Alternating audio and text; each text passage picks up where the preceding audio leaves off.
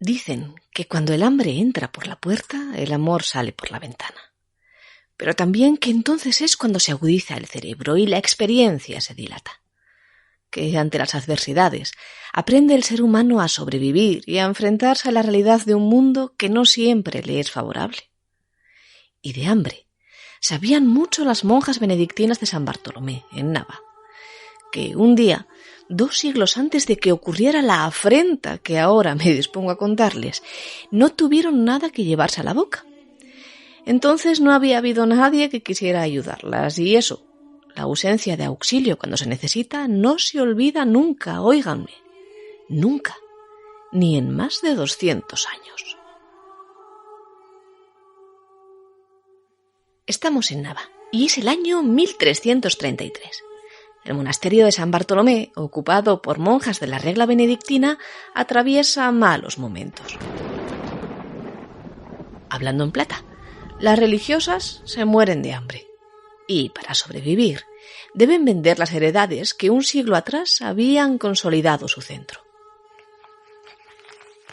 Conocida cosa sea a cuantos esta carta vieren, como nos, doña Orraca Díaz, por la gracia de Dios abadesa, enos, Teresa Álvarez priora, el convento de las donas del monasterio de San Bartolomé de Nava, siendo ajuntadas en nuestro cabildo por tabla tañida, así como ye de costumbre, habiendo gran afrontamiento y gran mengua y gran desfallecimiento de pan para nuestro gobierno, por las añadas graves que foron e son en la terra, creyendo que en alguna manera no podemos excusar de vender algunos heredamientos de los que el dicho monasterio ha, por razón de que habemos ya desprendido de todas las rentas que tenemos de los lugares del dicho monasterio, y no tenemos provisión ni mantenencia hasta la cosecha primera, ni la podemos haber sin vender algunos bienes de los del dicho monasterio para ello. Así nos lo cuenta, ya la oyen, la propia abadesa de este monasterio naveto. El 5 de marzo de 1333 firma este documento para poder vender sus tierras del Polledal, en Maliayo, lo que actualmente conocemos como Villaviciosa, para poder comer. La sucesión de las malas cosechas había hecho que el monasterio, antaño próspero, atravesase por los momentos más difíciles de su historia, hasta entonces, claro, porque vendrán tiempos más levantiscos. Tiempos en los que las religiosas, maceradas sus almas a lo largo de las décadas, a raíz de este duro episodio en el que casi se murieron de hambre, llegarán a enfrentarse a las arbitrarias decisiones del poder, o lo que ellas consideraban arbitrarias, claro, y no de cualquier forma, sino llegando a hacer uso de las armas y de los hombres. Antes de todo eso, mucho antes de las luchas por la pervivencia del monasterio, que ocurrirían en el siglo XVI, como les voy a contar después, y un poco menos de aquellos años del hambre habidos en el XIV, está el origen de San Bartolomé. Un origen incierto, la verdad, que se hunde en la profundidad de los tiempos y que habría surgido, según algunos autores, de la mano de Rodrigo Álvarez, señor de Noreña, quien habría potenciado este monasterio, su creación, y según otros, de la del suegro del mismísimo Cid, Diego, el padre de doña Jimena, que sí, que era asturiana, ya lo ven, aunque no venga ahora muy al caso. En fin, no sabemos con exactitud los orígenes de este monasterio, pero sí que en tiempos del historiador Ciriaco Miguel Vigil, en el siglo XIX, ya no existía, y que su lugar lo ocupaba ya entonces la iglesia de San Bartolomé, aún presente en Nava. Era un monasterio, dice Vigil, de gran nave, con 4 grandes arcadas, y repletito en tiempos de monjas, comandadas siempre por una abadesa. Gontrodo fue la más famosa de todas ellas, la que en el siglo XIII consolidó las propiedades que su monasterio no tardaría mucho más de un siglo en perder, como acabamos de ver. Doña Gontrodo había conseguido esta hazaña, en parte, por las donaciones de tierras que hizo su hermana Teresa en Vímenes y en Artos, es decir, asociándose, familiar o amistosamente, siempre al poder. Pero en esta vida y en nuestra historia no siempre nos sopla el viento a favor, ni tampoco las veleidades del poder, que va y que viene. Y es que no siempre las religiosas de San Bartolomé pasaron hambre ni fueron antisistema. No, todo lo contrario. controlaban tierras y tuvieron competencias en la jurisdicción de las mismas, en el cobro de impuestos a los jornaleros que labraban sus heredades, y también trabajaban mano a mano, las monjas, quiero decir, con el señorío de Noreña. En el siglo XIV, el monasterio acogió a varias monjas parraguesas acusadas de no observar las normas en el suyo, para que controlasen sus destinos y sus aficiones un tanto carnales, a decir de quienes las juzgaron. Pero en el siglo XVI todo cambió. A las monjas navetas les tocó enfrentarse con el poder, que ahora iba hacia otras lides. Y es que si hubiera que asimilar el reinado de Isabel y Fernando, los reyes católicos, a una palabra, esta sería la de la unidad, o el deseo de unidad al menos, y eso, en el caso de San Bartolomé de Nava, chocaba plenamente con su realidad. Era un centro de poder hecho a sí mismo, con importantes lazos con el poder local, y sobre cuyo poder nadie mandaba, hasta el año 1530. Entonces, como les digo, sí, entonces todo cambió. Mandaba entonces el abad Alonso de Toro.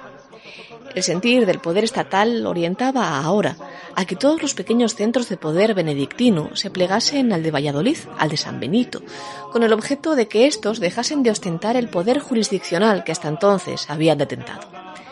Con esas premisas, llegó el abad de San Vicente de Oviedo al de Nava y otros centros religiosos con pocas pero poderosas monjas en la montaña. Y denuncia el abad, según recuerda la historiadora Isabel Torrente, que son casas aquellas con poca renta, cuyas monjas andan distraídas fuera del servicio de Dios, con mucho detrimento de la honestidad de su hábito. Y que las dichas casas están en la montaña, donde no se puede guardar religión. Así que solo había una solución, que las monjas navetas se plegasen al poder de las de San Pelayo, en Oviedo, que habían acogido, de mejor grado, la decisión de centralizarse en Valladolid. Pero quienes habían sobrevivido a tan grande hambruna de alimentos en 1333 no consentirían ahora, en el siglo XVI, tan fácilmente sucumbir a lo que afectaba a su poder. Y mienten los documentos. Dicen que las escasas monjas de San Bartolomé, apenas 6 en aquellos tiempos, acatan la decisión. Pero esto no es cierto, o al menos no fueron sinceras aquellas religiosas que en 1530 lo hacen. Por aquel entonces el rey Felipe II tiene apenas 3 años y no es rey todavía.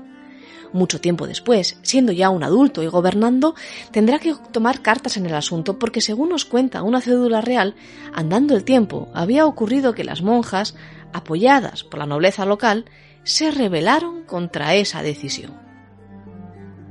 El general de San Benito mandó visitadores acompañados del teniente corregidor y algunos monjes.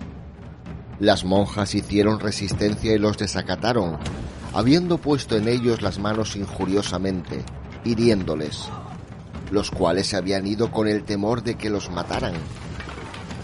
Los hombres de don Álvaro de Nava hicieron armas contra el merino del corregidor. Al sicario del monasterio le tiraron muchos botes de lanza. ¿Qué es eso de tirar muchos botes de lanza? Pues según el Diccionario de Autoridades de 1726, esta es una expresión que viene del francés bout y que significa dar golpes con la punta de armas, como la pica. Vamos, que allí en Nava ocurrió toda una real batalla.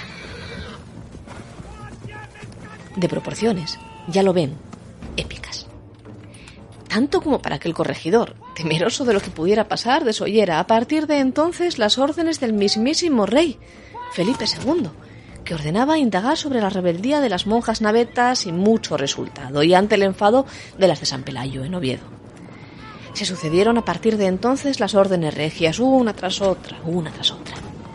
Y los corregidores, todos tan remisos como el anterior a volver a ser lanceados por los ejércitos de las doñas, comenzaron a pasarse, como dice la expresión popular, la patata caliente los unos a los otros, exigiendo la presencia de autoridades más elevadas. Lo que en Nava ha pasado es que tan grave y atroz que se necesita vaya allí un juez de la corte para intervenir en el caso.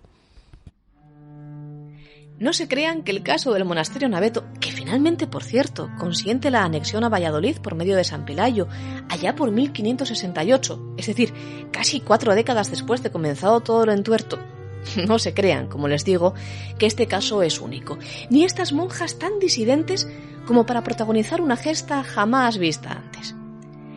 Al tiempo que en Nava fueron insurrectas también por las mismas razones y acusadas de los mismos delitos carnales para promover que se doblegasen las religiosas de Santa María de Villamayor, en Piloña, por ejemplo.